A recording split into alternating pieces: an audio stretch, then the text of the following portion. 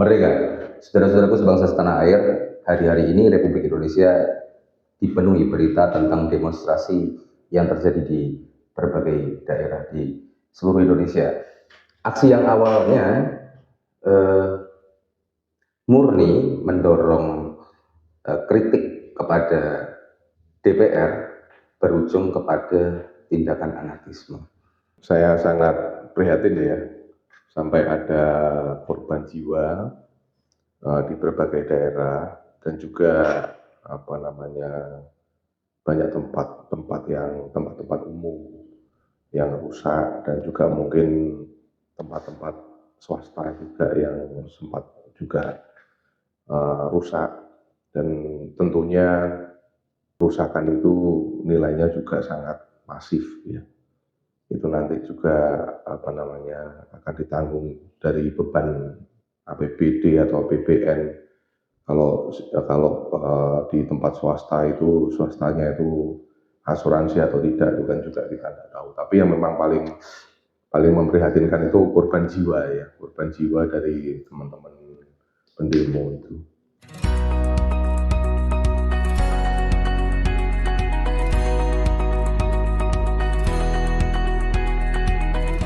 Teman-teman, sebenarnya kenapa kita membuat konten ini?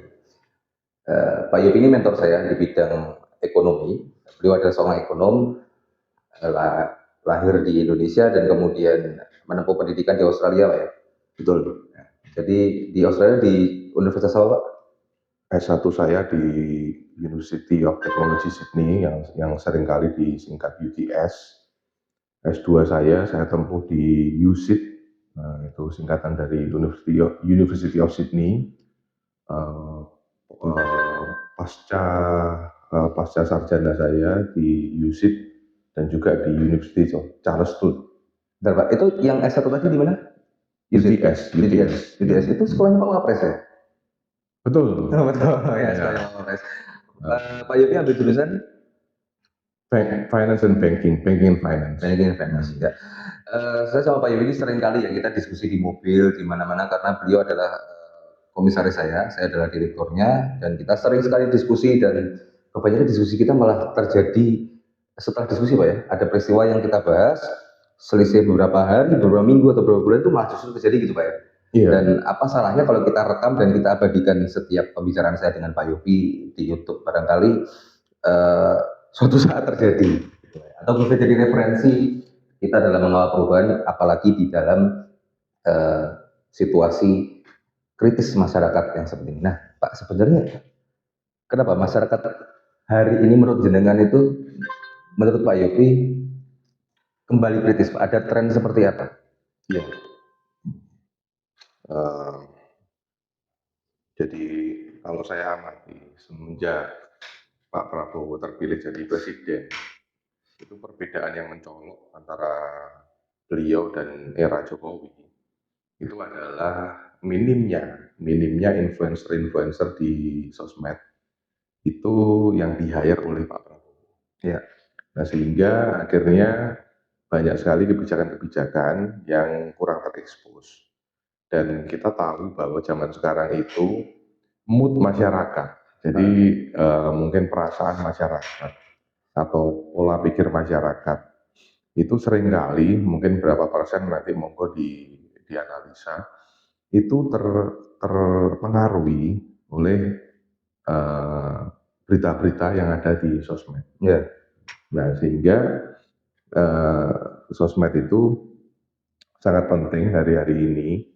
Nah, dan juga seringkali digunakan oleh mungkin elit-elit tertentu ya, elit tertentu untuk agenda-agenda politik mereka. Nah, itu yang begini, saya tidak bilang bahwa aspirasi itu salah, enggak ya. Aspirasi itu sah-sah saja. Apa yang disuarakan oleh teman-teman mahasiswa dan apa yang masyarakat itu sah-sah saja.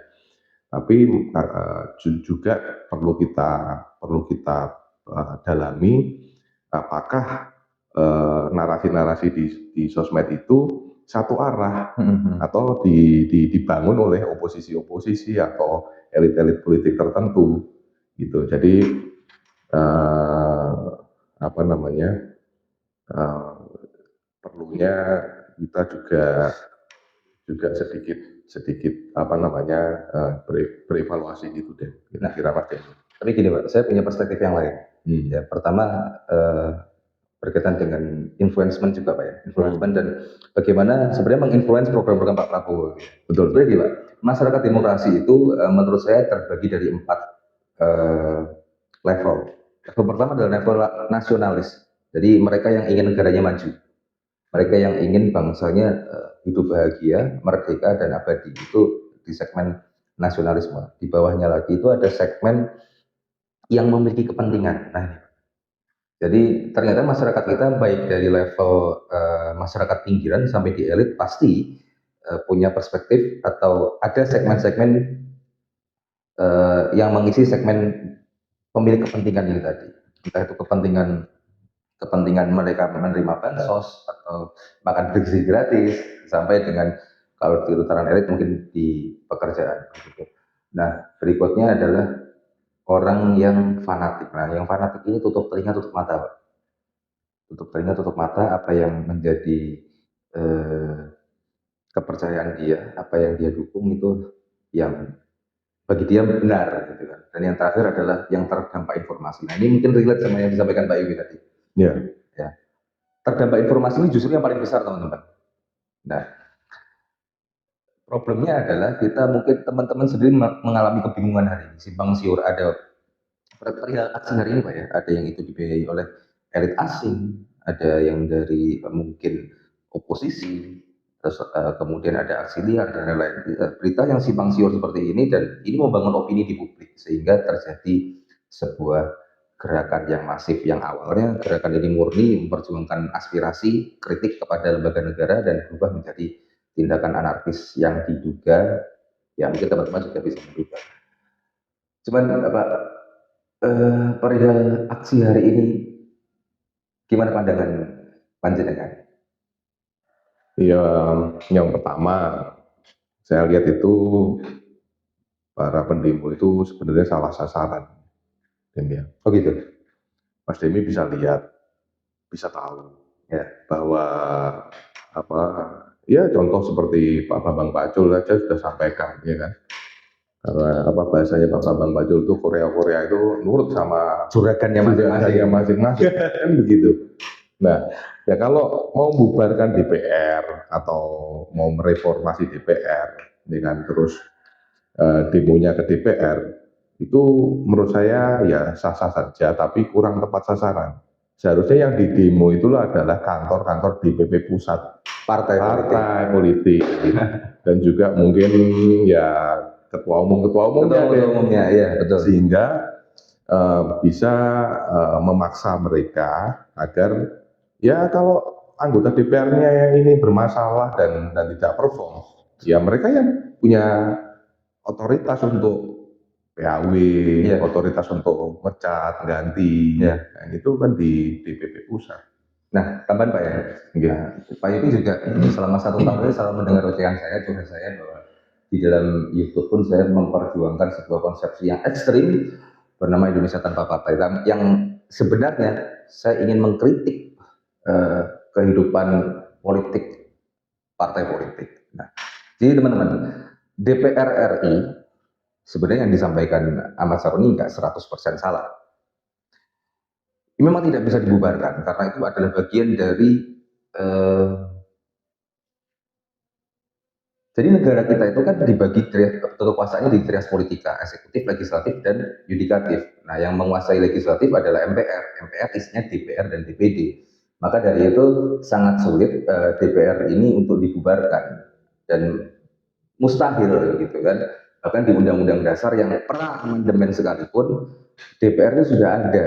Namun faktanya teman-teman bisa cek di Undang-Undang Dasar 45 pra amandemen partai politik itu tidak ada di satu pasal pun begitu. Nah, di setelah amandemen ada hanya muncul di 3 pasal itu pun tanpa penjelasan. Yang pertama adalah tentang pencalonan presiden dan wakil presiden, yang kedua adalah tentang calon anggota legislatif yang merupakan anggota parpol, dan yang terakhir adalah Mahkamah Konstitusi berhak membubarkan partai politik.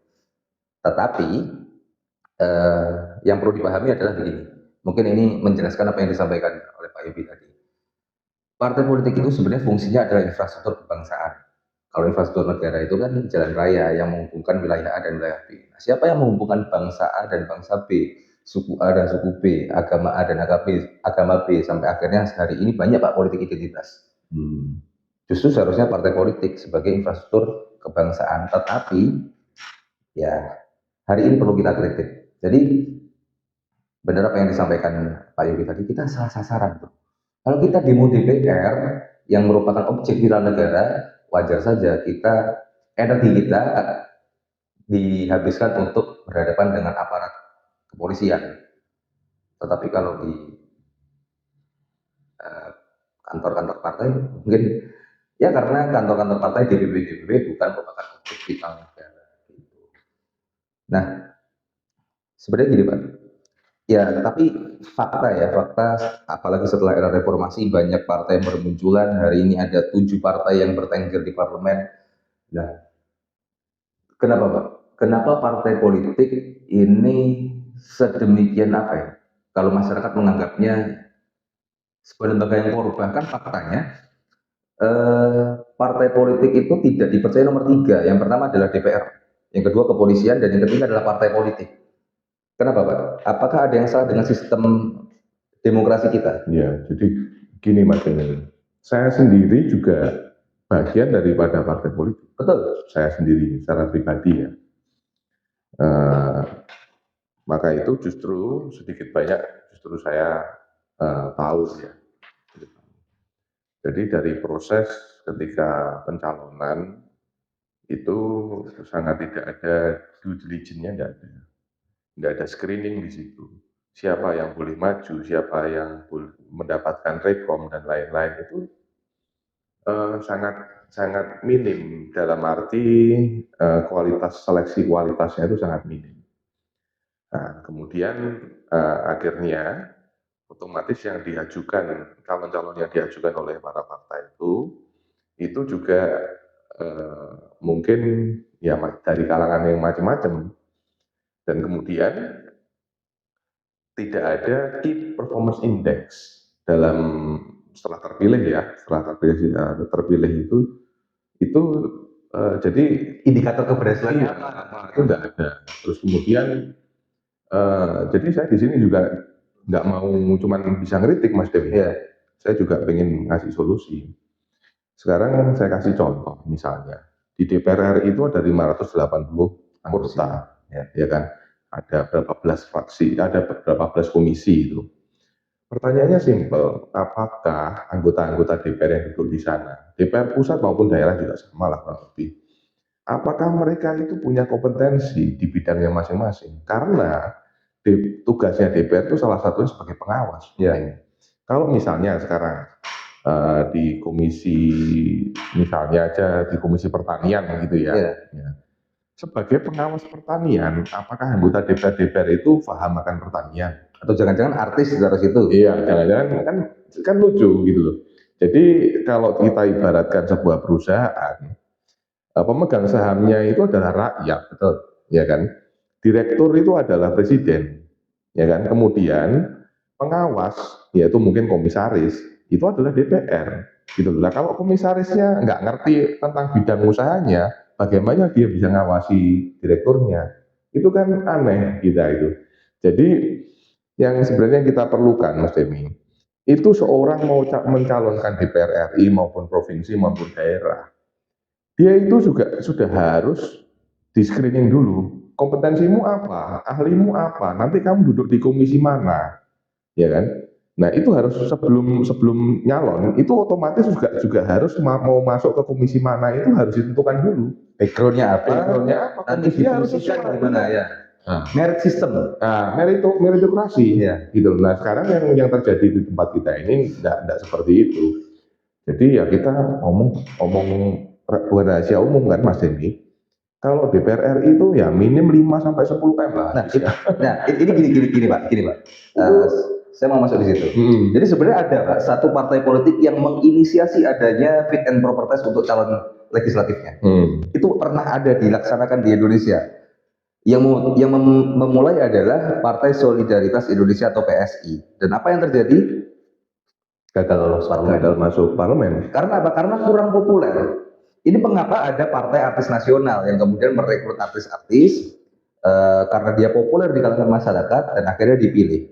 Nah, opsinya selain merekrut calon-calon yang berpotensi populis, ya, yang populer, popularitas ini sebenarnya bisa digenjot, Pak.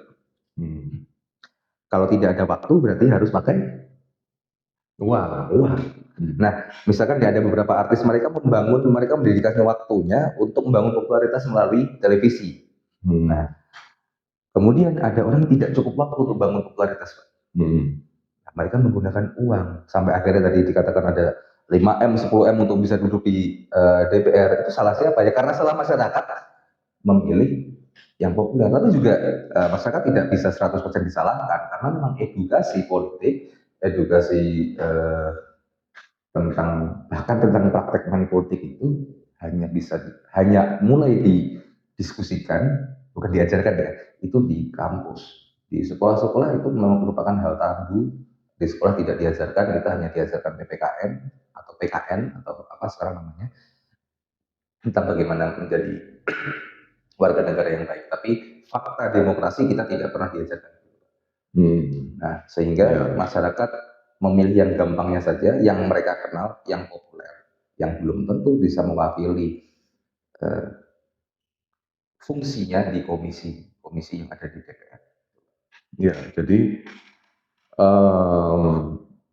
seorang calon dewan itu walaupun punya kapasitas politik, tapi kalau tidak ada uang juga sulit jadi. Iya, hanya punya uang tapi tidak punya kapasitas politik juga sulit jadi. Oh, berarti sekarang selain kredibilitas, ya, elektabilitas juga isi tas juga, Pak. Iya.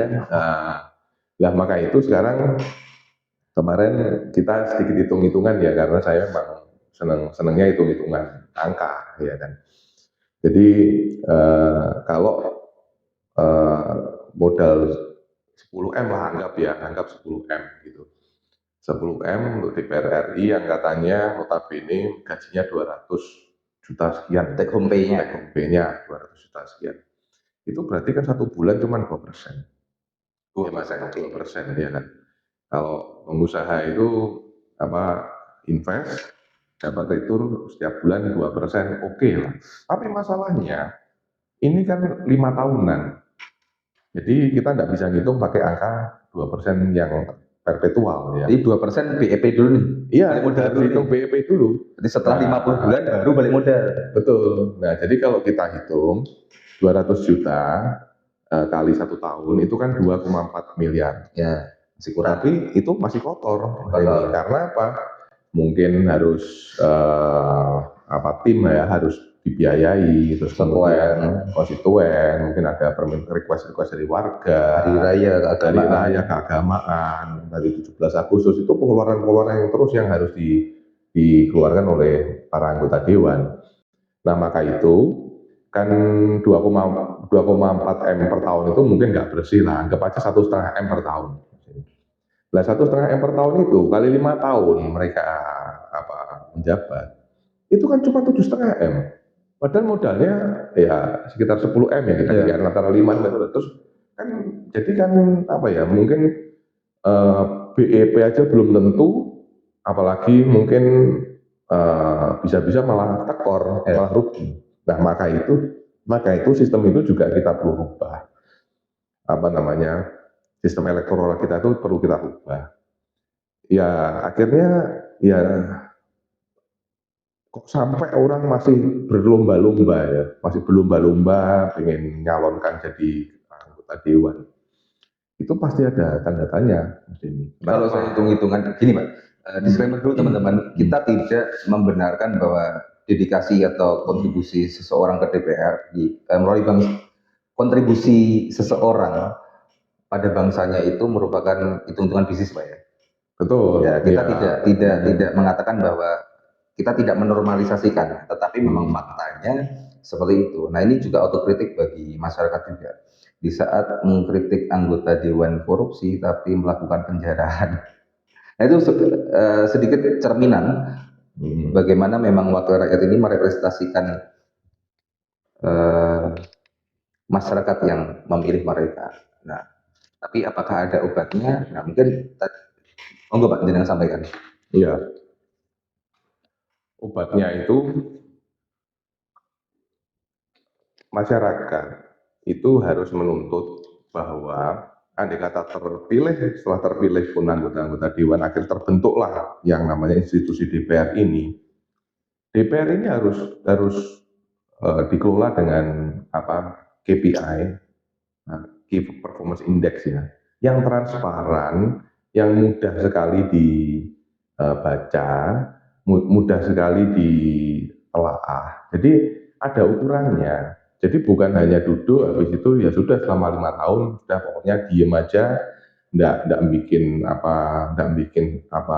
Produk hukum apapun atau mungkin nggak bikin kontroversi apapun, ya selesai sampai 5 tahun ya langgeng gitu. Jadi enggak bisa begitu juga. Sekali lagi, pemegang saham adalah rakyat.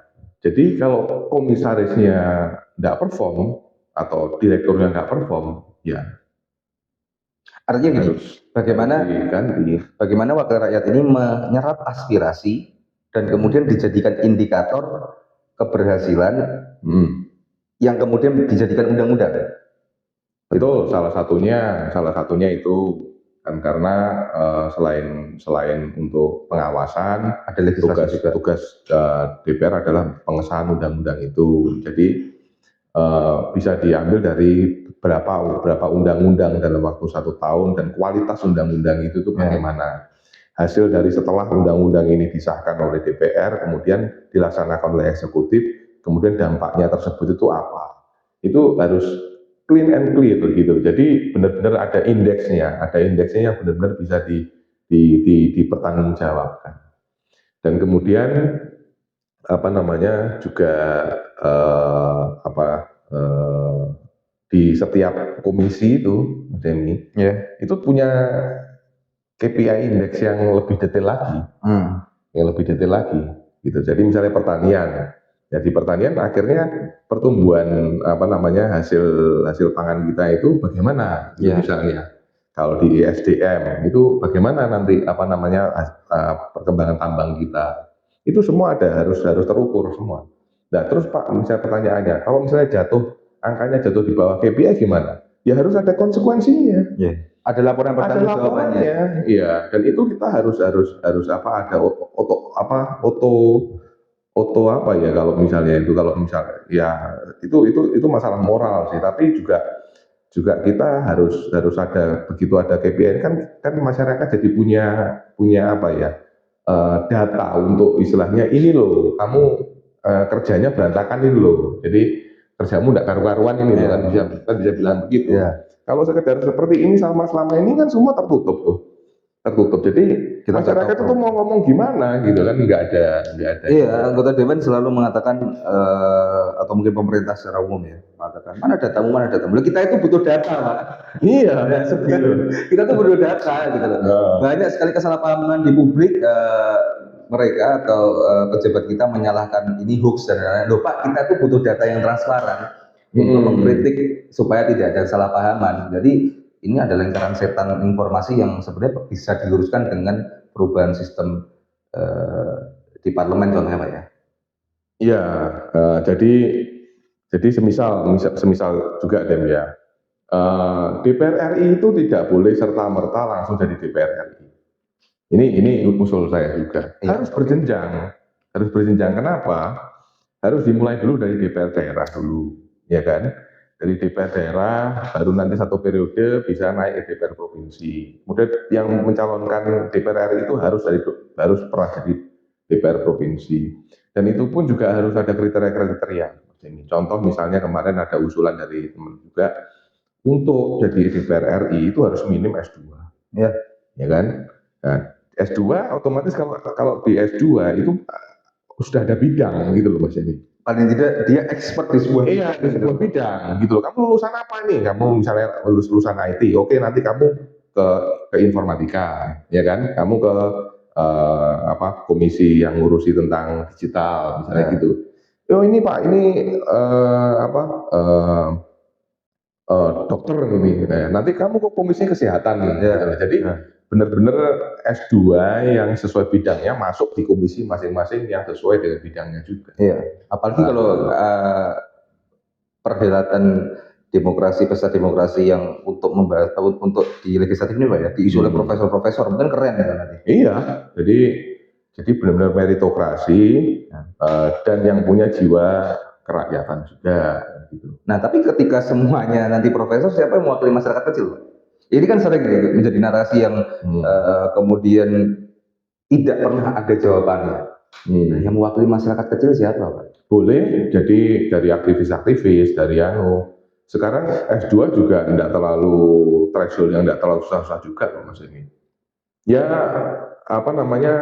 dalam tempo 1 tahun ya berjenjang ketika mereka dari DPR daerah yang mungkin hanya kriterianya harus S1, kalau memang punya aspirasi ke DPR RI ya dia harus ambil S2 kan gitu. Iya, ya.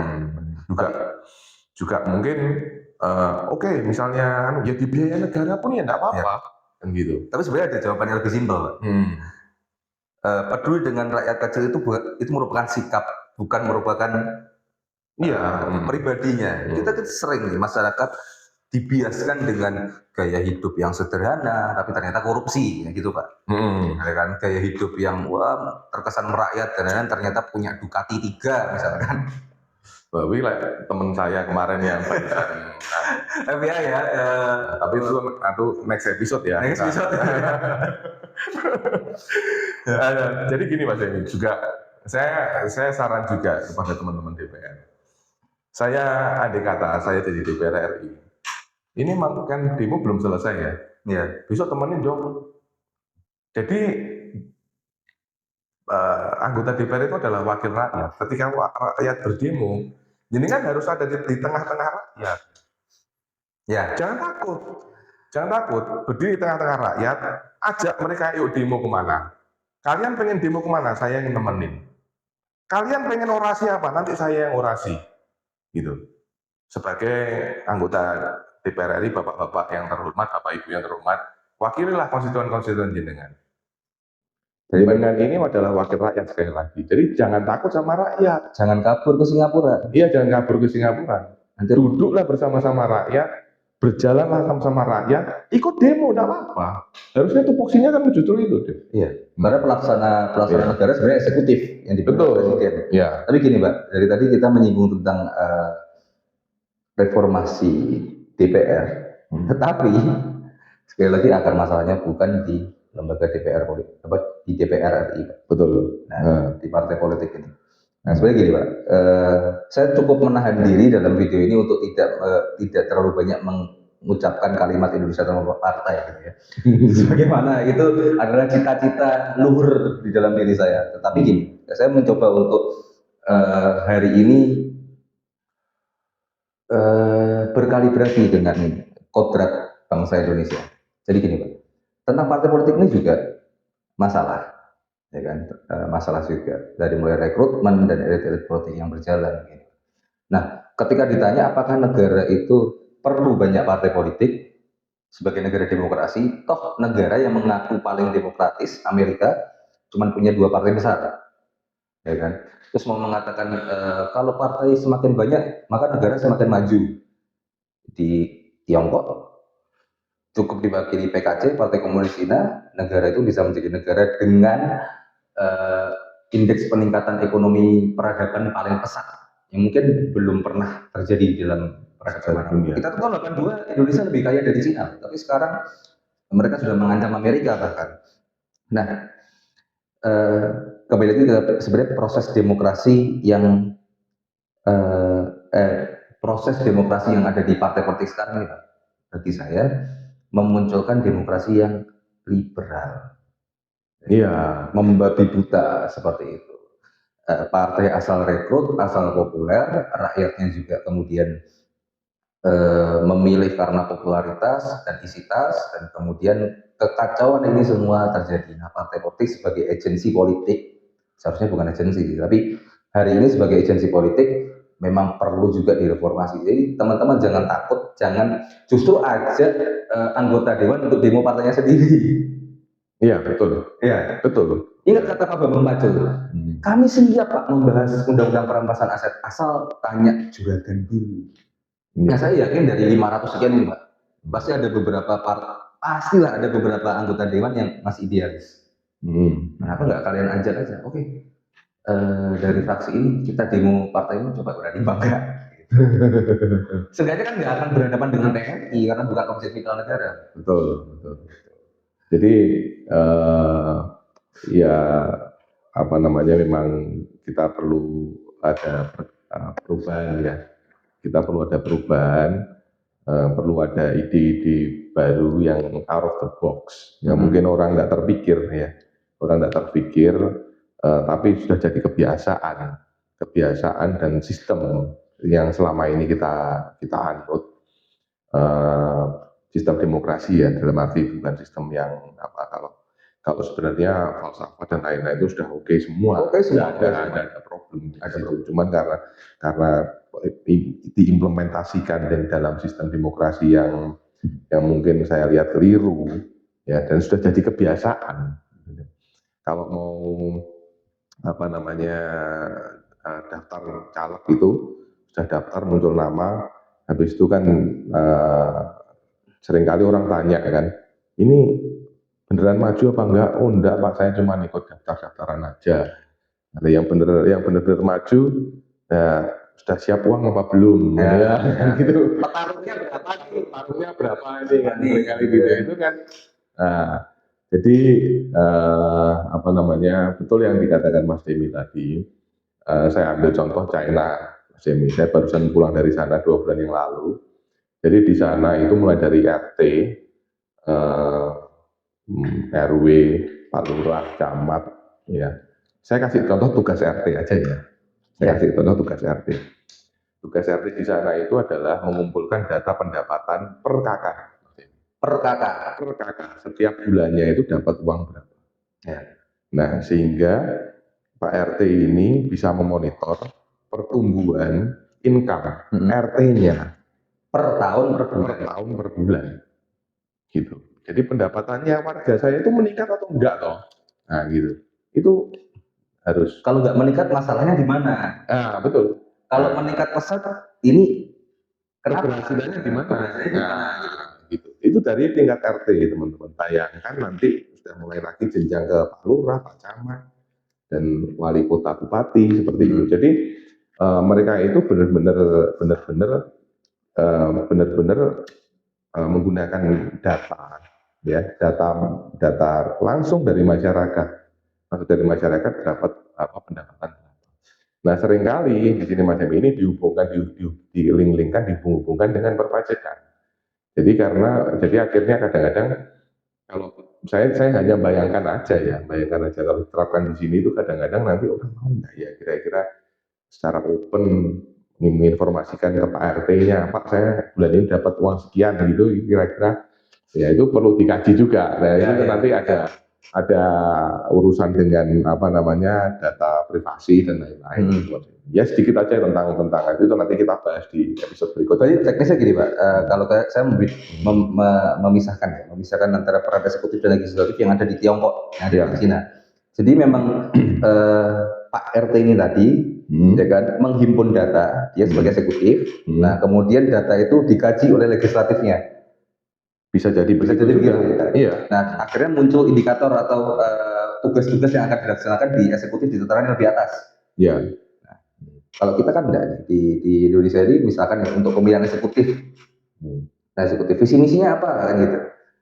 Membentuk kota transit misalnya, kota transit yang sejahtera dengan, nah ini sejahtera yang gimana dengan maju bersama, sejahtera bersama, ini maju satu langkah juga maju kan gitu ya, indikatornya apa kan di sini tuh kurang jelas gitu kan. Tapi di Cina kan jelas Pak ya, jelas, harus jelas. Misalkan tahun ini kamu harus bisa menumbuhkan ekonomi daerah sekian persen. Betul ya, dan itu akan di-compare. Jadi misalnya ya ada satu RW itu ada berapa RT ini Mas Emi ya. Nah nanti Pak RW ini nanti kalau dia itu digantikan atau mungkin pensiun atau mungkin naik ke jenjang yang lebih tinggi, ini yang gantikan ini dari jenjang RT. Nah, RT mana? RT yang performa KPI-nya terbagus. Nah, ini lah jenjang RW. Iya, kita ada di konsep Indonesia Tanpa Partai juga lah. Itu. Nah, Jadi gini, aspirasi itu nyata, alurnya kemana itu jelas. Ya. Proses demokrasinya itu melalui alur yang jelas kan gitu. Ya. Jadi demokrasi itu kan sebenarnya bagaimana kita menyampaikan aspirasi untuk terus membangun republik gitu lah. Ya. Nah, akses informasinya jelas, akses aspirasinya jelas. Jadi kehidupan mungkin ya kalau saya bayangkan di sana ada musyawarah juga ya.